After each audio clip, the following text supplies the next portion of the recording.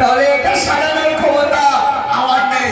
আমি দিনে একজনকে দেখি দুজনকে না বলে, তাহলে উপায় কুটিরা প্রাণ বাঁচাবার জন্য আগে পালা। জটিলা ডাকে, জটিলা কুটিরা ভয়ে পালিয়ে গেল।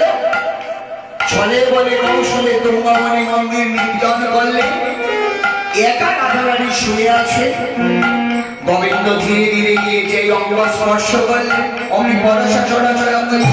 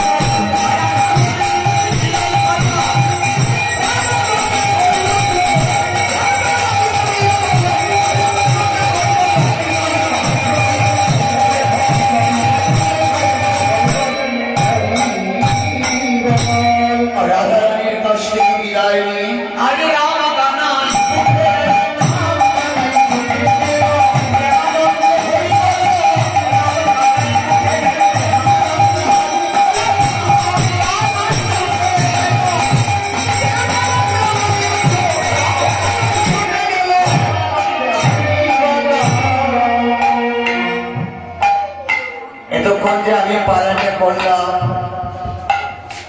এটা আমার পালা ছিল না। ভক্তির আঙ্গিনায় ভগবানের আগমন ছিল স্বাভাবিক।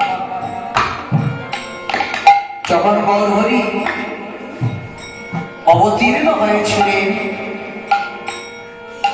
কলিযুগের যে পরিবেশ ছিল, পরিস্থিতি ছিল, আজকের দিনে তার উপরে কীর্তন হয়, পরবর্তীতে কীর্তন হয়, কুকিতলে কীর্তন হয়, পাটারকান্দিতে হয়। আমি এক্ষুনি এখানে আসল থেকে নেমেই চলে যাব শ্রীগৌরী অধিবাস, ওইখানে আমার কালকে আবার দুপুরবেলা আরেক জায়গাতে যাবো। দুইটা জায়গায় কালকে কীর্তন করবো। কত কত কীর্তন হয়, কিন্তু মহাপ্রভু যখন এসেছিলেন সেই সময় মহাপ্রভুকে হরি কথা বলার মতো জায়গা, বিন্দুমাত্র জায়গা কেউ দেয় নাই।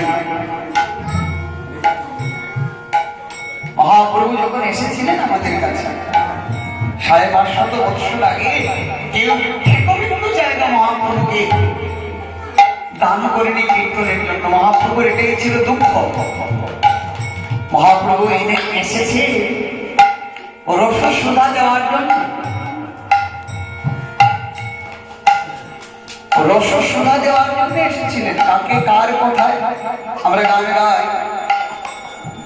দেখো নিদাই চাঁদের করুণা করিতে কীর্তন জপ আরম্ভ মহাবাবরে পুরাইতে কার বাসনা? পুরাইতে অদ্বৈতের বাসনা। এই অদ্বৈতের বাসনা পূরণের জন্য কলিতে এসেছেন মৌগলি। কিন্তু মহাপ্রভুর দুঃখ ছিল, কেউ মহাপ্রভুকে গোবিন্দ জায়গা সেদিন দিল না। মহাপ্রভু মায়ের কাছে নিয়ে দুঃখ করেন, মাগো আমি গোটা নবদ্বীপ ঘুরলাম,